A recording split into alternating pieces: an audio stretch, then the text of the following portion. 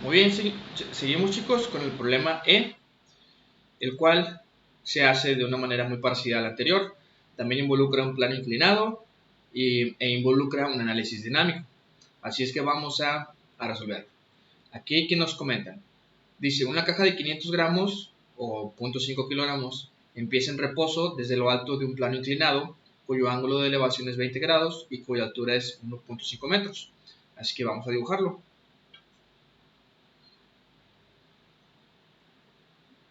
Ahí está, más o menos. No es importante que salgan bien los dibujos. Entonces estos 20 grados. Aquí voy a poner mi cajita. Siempre traten de dibujar las partículas muy chicas. O sea, no es relevante que yo dibuje una cajota aquí. De hecho es contraproducente. Bueno. ¿Y qué sé? Pues sé que el plano inclinado tiene 1.5 metros de altura. Y ya. Eso es todo lo que está pasando. Este es mi setting. Ok, ¿qué va a pasar ahora? Bueno, me están pidiendo que calcule cuál tiene que ser el coeficiente de fricción cinético entre la base de la caja y la superficie del plano si queremos que la caja se deslice a velocidad constante. Es decir, vamos a entender este problema, el concepto principal del problema. Aquí, la caja, como está en un plano inclinado, pues va a tender a deslizarse, ¿estamos de acuerdo? Pero al haber fricción, la fricción lo que va a hacer es de que va a contrarrestar, al menos en parte, ese deslizamiento de la caja. Es decir, si no hubiese fricción, la caja se deslizaría más rápido que con fricción. Y la fricción puede llegar a ser tanta que pasen dos cosas. Una, que ni siquiera se deslice la caja. Imagínate que la superficie del plano inclinado sea lija. Entonces trata de imaginarte una cajita en un plano inclinado cuya superficie es de lija. En una situación así, la cajita tal vez ni se vaya a deslizar, porque la fricción es demasiada. Pero puede llegar un punto intermedio, que lo que va a ocurrir es que la caja se va a deslizar sobre el plano inclinado a velocidad constante. Y eso es lo que nos están pidiendo. Nos están pidiendo hallar el coeficiente, que se pone de esta forma, el coeficiente de fricción cinético, de tal forma que la velocidad de la partícula sea constante a lo largo del plano inclinado. Muy bien. Entonces, vamos a memorizar la altura del plano inclinado, es 1.5 metros. Bueno, ya está aquí, no hay que memorizarlo. Y vamos a proceder a hacer el análisis dinámico. Les recuerdo, el sistema de referencia se introduce de manera que el eje X esté en concordancia o esté justo sobre, que el eje X caiga sobre la superficie del plano inclinado. De esta forma. Perfecto. Muy bien. Ahora, ¿qué hago después? Establezco todas las fuerzas que están actuando sobre mi partícula. En este caso es el peso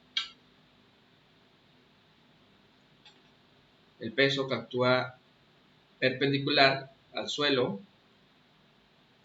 la normal y también la fuerza de fricción, que va a ir en este sentido. ¿Por qué? Porque la fuerza de fricción actúa en dirección contraria al sentido del movimiento de la caja. Como la caja va a tender a moverse hacia abajo, bueno, en esta dirección, la fuerza de fricción va a ir en esta dirección. Muy bien, entonces ya están aquí mis tres fuerzas. ¿Qué hago ahora? Calculo el peso de la partícula, que es su masa por la gravedad, o sea, hace 0.5 kilogramos por 9.8 metros por segundo cuadrado, y eso me va a dar 4.9 newtons. ¿Y cuál va a ser el ángulo del peso?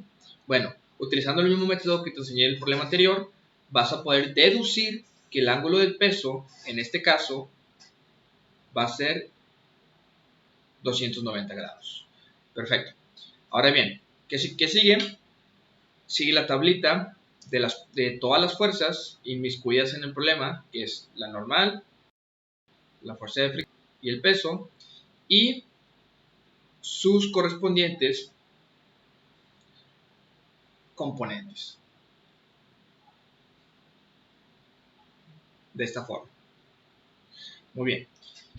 Vamos a ver primero los componentes del peso, que siempre es, usualmente, en este tipo de problemas es lo más fácil de hallar. Entonces, Wx, vamos a calcularlo.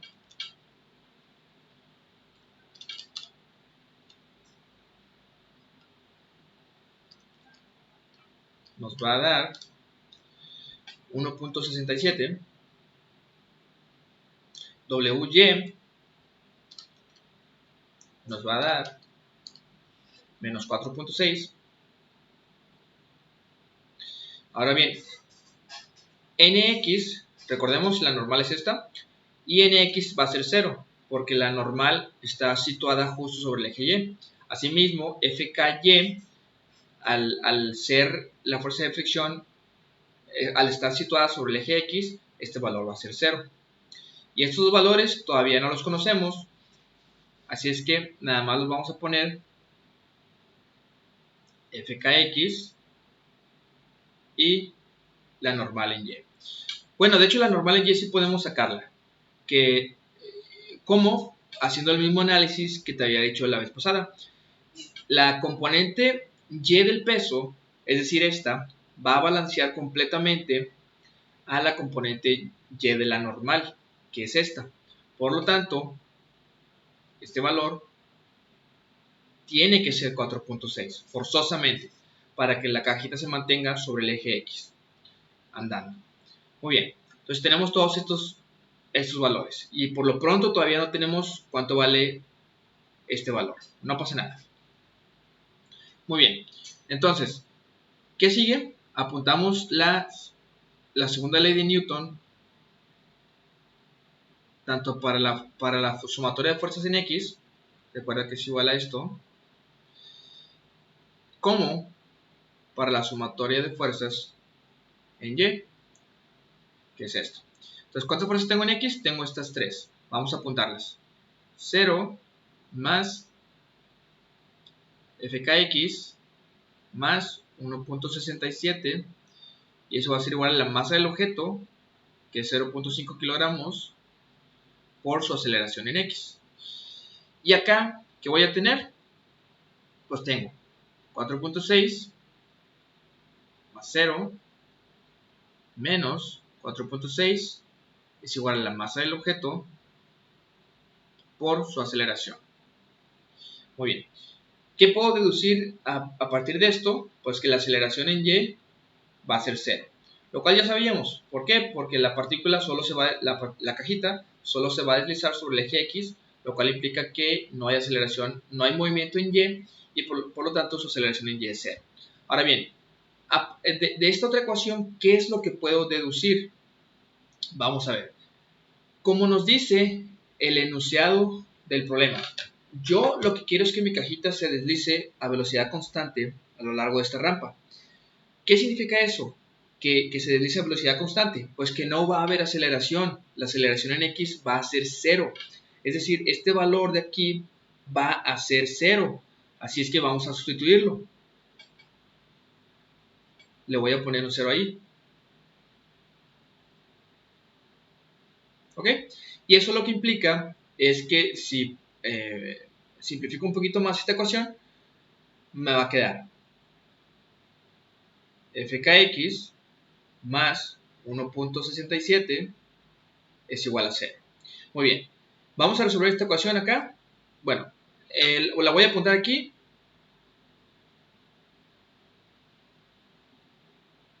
Y por lo tanto, puedo deducir que Fkx es igual a menos 1.67. ¿Estamos de acuerdo? Muy bien. Ahora, voy a borrar estos dos análisis. Ya no los voy a utilizar. A lo que quería llegar era conocer esto de aquí. Muy bien. Entonces, yo ya sé que la fuerza de fricción en el eje X es menos 1.67, y lo cual tiene sentido que sea negativa. ¿Por qué? Porque apunta hacia el lado del eje X negativo. ¿Estás de acuerdo? Menos 1.67 newtons, debo agregar. Bueno, ahora, ¿de qué me sirve conocer la fuerza de fricción? Bueno, pues hay que saber que la fuerza de fricción viene dada por la siguiente fórmula, que yo te la apunté en el documento, en la parte de la teoría, que es igual al coeficiente de fricción cinética por la normal. ¿Ok? Entonces, si yo conozco la magnitud de la fuerza de fricción, que es en este caso 1.67, y ojo con lo que dije magnitud, solo me interesa la magnitud de la fuerza de fricción, no la dirección. Entonces, yo puedo sustituir ese valor aquí, puedo poner el coeficiente de fricción cinético aquí, que es el que me interesa saber, y la normal, ¿cuánto es la normal? Pues 4.6, como aquí lo dice. La normal en Y vale 4.6, pero al ser la normal en Y, al estar justamente en la dirección de la normal, pues la normal también vale eso. Entonces aquí va a ser 4.6. Y por ende ya podemos calcular el coeficiente de fricción cinética, que va a ser igual a 1.67 entre 4.6, y eso me va a dar 0.36.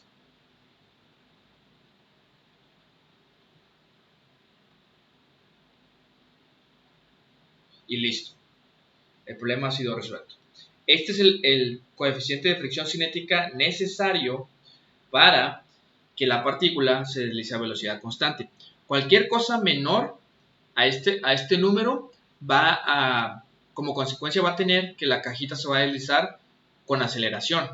Y cualquier cosa mayor a este número, lo que va a ocasionar es que la partícula ni siquiera empiece a deslizarse. O sea, va a quedar completamente anclada a la superficie del plano inclinado.